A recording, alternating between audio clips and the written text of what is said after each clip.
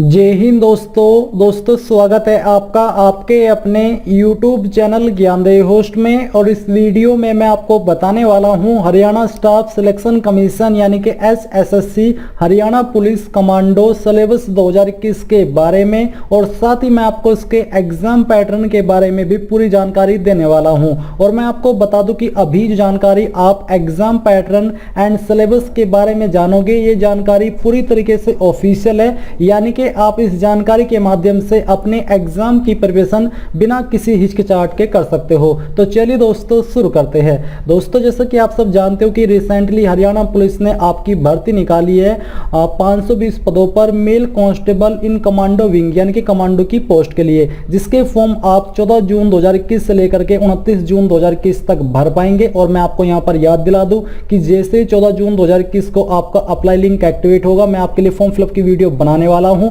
जिसको वॉच करने के बाद आप अपने फॉर्म को बिना किसी मिस्टेक के भर पाएंगे। तो अगर आप चाहते हैं कि आपसे फॉर्म फिलअप की वीडियो मिस ना हो, तो आपको हमारे चैनल ज्ञानदेव होस्ट को सब्सक्राइब करके बेल आइकन को ऑन कर लेना है। आपको तुरंत वीडियो का नोटिफिकेशन मिल जाएगा जैसे ही मैं वीडियो को अपलोड करूंगा। अब चलिए बात करते हैं इसके सिलेक्शन प्रोसेस के बारे में एंड देन एग्जाम पैटर्न के बारे में। तो यहाँ पर जो मेन चीज है इस वैकेंसी के अंदर, उसमें जो आपका सिलेक्शन किया जाएगा, पहले आपकी एज चेक की जाएगी जो कि 18 से 21 साल के बीच होनी चाहिए। और जो आपकी एज की एज ऑन डेट रखी है वो मैं आपको ऑफिशियली इसी ऑफिशियल नोटिफिकेशन से दिखाता हूं। आपकी एज 1 जून 2021 तक यहाँ पर 18 साल से कम नहीं होनी चाहिए और 21 साल से ज़्यादा नहीं होनी चाहिए। जनरल कैंडिडेट के लिए जो गवर्नमेंट रूल्स है उसके अकॉर्डिंग जो छूट दी जाती है वो यहाँ पर दी जाएगी।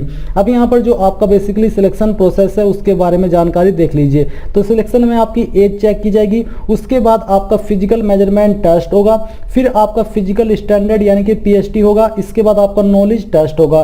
No additional marks except PST knowledge test and PMT, यानी कि इनके अलावा आपको कोई अतिरिक्त नंबर नहीं दिए जाएंगे। तो एज के बारे में आपने जान लिया है। अभी बात करते हैं आपके फिजिकल मेजरमेंट टेस्ट के बारे में। तो ये आपको मैं जानकारी डायरेक्टली इसके ऑफिशियल नोटिफिकेशन से प्रोवाइड कर रहा हूं, ताकि आपको ये ना लगे कि मैंने आपको कोई फेक जानकारी दी है। तो ये आपका फिजिकल मेजरमेंट टेस्ट है। तो इसमें दोस्तों आपकी हाइट चेक की जाएगी। जिनकी हाइट 175 सेंटीमीटर है वही इसमें अप्लाई करने के लिए एलिजिबल है। और 175 सेंटीमीटर की हाइट होने पर आपको यहाँ पर जो नंबर दिए जाएंगे एडवांटेज, यानी कि जो फायदा मिलेगा वो आपको 5 नंबर का मिलेगा। जिनकी हाइट 178 या उससे ज़्यादा होगी उनको 6 नंबर मिलेंगे, और जिनकी हाइट 181 सेंटीमीटर या फिर उससे ज़्यादा होगी उनको 8 नंबर यहाँ पर दिए जाएंगे। और जिनकी हाइट 184 सेंटीमीटर या उससे ज़्यादा होगी उनको यहाँ पर 10 नंबर दिए जाएंगे। यहाँ पर आपको साफ साफ नीचे बोला है कि candidate less than 175 centimetre would not be qualified, यानी कि जिनकी हाइट 175 सेंटीमीटर से कम होगी वो इसमें क्वालिफाई नहीं हो पाएंगे, यानी कि वो एलिजिबल ही नहीं है अप्लाई करने के लिए। चेस्ट आपकी 83 सेंटीमीटर रखी है, साथ ही फुला करके उसमें 5 सेंटीमीटर का फुलाव आ जाना चाहिए, यानी कि बिना फुला 83 सेंटीमीटर और फुला करके आपकी 87 सेंटीमीटर चेस्ट हो जानी चाहिए। यहाँ पर दोस्तों जो 83 सेंटीमीटर है इससे अगर कम होगी तो आप इसमें क्वालिफाई नहीं कर पाएंगे। 2 सेंटीमीटर की छूट यहाँ पर चेस्ट में SC ST and BC category candidate को दी गई है। EWS कैटेगरी को कोई ऐसी छूट नहीं दी गई है। इसके बाद दोस्तों जो लोग फिजिकल मेजरमेंट टेस्ट को क्लियर कर जाएंगे यानी कि क्वालिफाई कर जाएंगे, उनका यहाँ पर फिजिकल स्क्रीनिंग टेस्ट यानी कि PST होगा। इसमें यहाँ पर आपके 3 टेस्ट होंगे, प्रत्येक टेस्ट के लिए आपको 10 नंबर दिए जाएंगे, यानी कि टोटल आपको 30 नंबर दिए जाएंगे। और तीनों में आपको क्वालिफाई होना अनिवार्य है, किसी एक में भी अगर आप रह जाते हैं तो आप आगे नहीं बढ़ पाएंगे। यहाँ पर दोस्तों इसमें आपका बेसिकली हाई जंप होगा जो कि आपका मोर देन 137 सेंटीमीटर है। इसमें आपको 3 चांस दिए जाएंगे जो कि आपका बेस्ट होगा इन 3 में से, तो वही आप क्वालिफाई कर जाएंगे। बेसिकली 3 मौके आपको दिए जाएंगे, नंबर आपको इसके लिए 10 दिए जाएंगे। चिनअप्स होगा जिसमें कि आपको कम से कम 8 लगाने हैं, और जो आपके चिनअप्स है वो आपका फेस अबोव दी हॉरिजॉन्टल बार, यानी कि जो आपका हॉरिजॉन्टल बार है जिसको आपको लटक करके चिनअप करने हैं, तो उसमें आपका फेस उस हॉरिजॉन्टल बार के ऊपर जाना चाहिए, तभी वो वैलिड माने जाएंगे। और कम से कम आपको 8 लगाने हैं, इसके लिए आपको 10 नंबर दिए जाएंगे और एक ही चांस आपको दिया जाएगा। फिर यहाँ पर आपको तीसरा 2 किलोमीटर की दौड़ लगानी है जिसमें कि आपको 7 मिनट 30 सेकंड का समय दिया जाएगा। टाइमिंग विद RFID टेक्नोलॉजी, जो कि RFID टेक्नोलॉजी होती है, इसके अकॉर्डिंग आपको ये टाइमिंग दी गई है। इसके लिए भी आपको 10 नंबर दिए जाएंगे। फिर दोस्तों जो लोग फिजिकल स्क्रीनिंग टेस्ट यानी कि पीएचटी भी क्लियर कर जाएंगे, उनका नॉलेज टेस्ट होगा यानी कि रिटन एग्जाम होगा। बेसिकली ऑब्जेक्टिव टाइप रहेगा। ऑब्जेक्टिव टाइप से मतलब है कि आपके जो इस एग्जाम के अंदर क्वेश्चन होंगे वो ऑब्जेक्टिव, जिसको आप हिंदी में बहुविकल्पीय बोलते हैं, जहां पर आपको एक क्वेश्चन के लिए 4 विकल्प दिए जाते हैं जिसमें से एक विकल्प सही होता है। तो आपको बोला है कि all these candidates who qualify in physical screening test will be eligible to appear for the knowledgeable test, यानी कि जो पीएचडी क्लियर कर जाएंगे वही एलिजिबल हो पाएंगे नॉलेज टेस्ट के लिए। इसमें आपके बेसिकली ये जो नॉलेज टेस्ट है ये 60 मार्क्स के लिए रहेगा और यहाँ पर आपके क्वेश्चन जैसे कि मैंने आपको बताया ऑब्जेक्टिव टाइप होंगे और एग्जाम के अंदर आपके टोटल 100 क्वेश्चन होंगे जो कि बहुविकल्पीय टाइप होने वाले हैं। प्रत्येक क्वेश्चन के लिए आपको 0.6 मार्क्स दिए जाएंगे और एग्जाम करने के लिए आपको 90 मिनट यानी कि 1.5 घंटे का समय दिया जाएगा। यहाँ पर आपको जैसे कि मैंने आपको बताया कि प्रत्येक सही जवाब देने पर आपको 0.6 मार्क्स दिए जाएंगे और वहीं आपको यहाँ पर बोला है कि there will be no negative marking for wrong answer, यानी कि अगर आप किसी भी सवाल का आंसर गलत करते हो तो इसके अंदर कोई भी नेगेटिव मार्किंग नहीं है।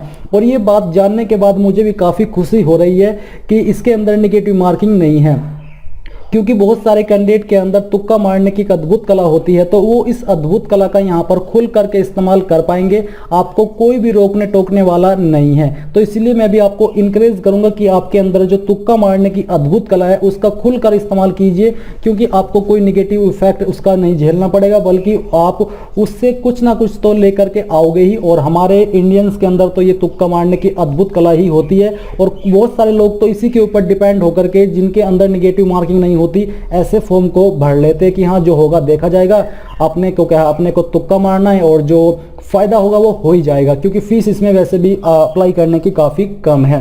एग्जाम सेंटर चाहे आप कहीं से भी अप्लाई करते हो हरियाणा के अंदर ही होगा। अभी मैंने जो तुक्का मारने की अद्भुत कला के बारे में बातें की है ये एक सार्केस्टिक वे में बोली है, तो आप इनको ज़्यादा सीरियस मत लीजिएगा, आप थोड़ा इनको एक कॉमिक वे में लेकर के आपकी जो भी प्रिपरेशन है उसको कंटिन्यू कर लीजिएगा।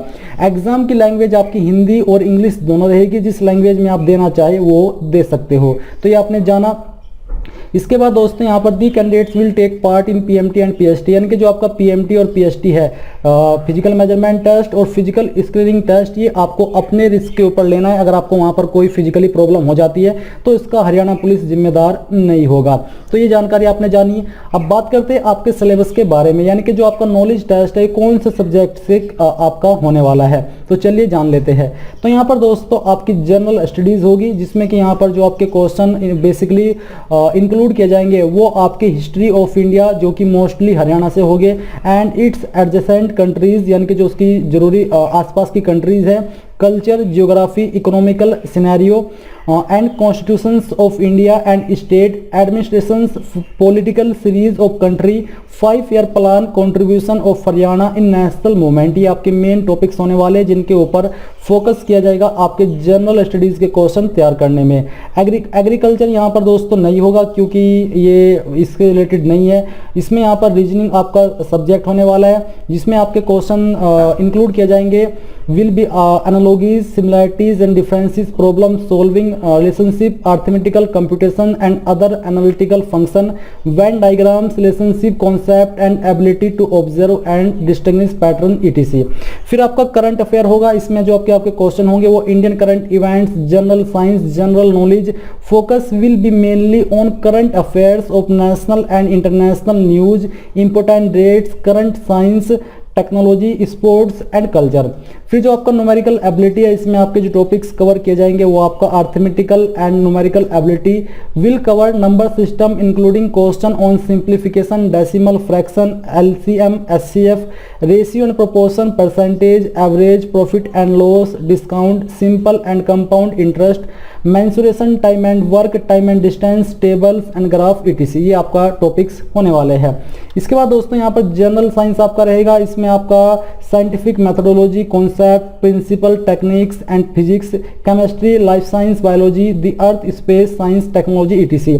अभी यहाँ पर जो मैंने ये आपको सिलेबस की जानकारी दी है, तो आपके नोटिफिकेशन के अंदर सिलेबस की जानकारी नहीं दी गई है, बट जो पिछले जो एसएससी के एग्जाम हुए हैं उसमें जो आपके सब्जेक्ट सब्जेक्ट फॉलो किए गए हैं सिलेबस के रूप में किसी भी एग्जाम के, वो यही सब्जेक्ट फॉलो किए गए हैं और उन्हीं के आधार पर मैंने आपको इस सिलेबस की जानकारी दी है। अगर कोई न्यू अपडेट आता है सिलेबस को लेकर के या फिर इन टॉपिक्स को या सब्जेक्ट को लेकर के, तो मैं आपको अपडेट कर दूंगा। अपनी वेबसाइट जॉब्स ज्ञान के ऊपर मैंने ऑलरेडी इस वैकेंसी के बारे में जानकारी दे दी है। यहीं पर मैं आपको सिलेबस एंड एग्जाम पैटर्न भी अपडेट करके दे दूंगा, ताकि आपको जो रियल पैटर्न है, रियल एग्जाम है, पैटर्न तो आपने जान लिया है, उसकी जानकारी मिलती रहे। तो यही थी दोस्तों आपकी हरियाणा पुलिस कमांडो भर्ती सिलेबस 2021 के बारे में पूरी जानकारी। अगर आपको जानकारी अच्छी लगी है तो आप इस वीडियो को लाइक, शेयर और आपके अपने यूट्यूब चैनल ज्ञानदेव होस्ट को सब्सक्राइब करके बेल आइकन को ऑन कर ले। Thanks for watching. जय हिंद।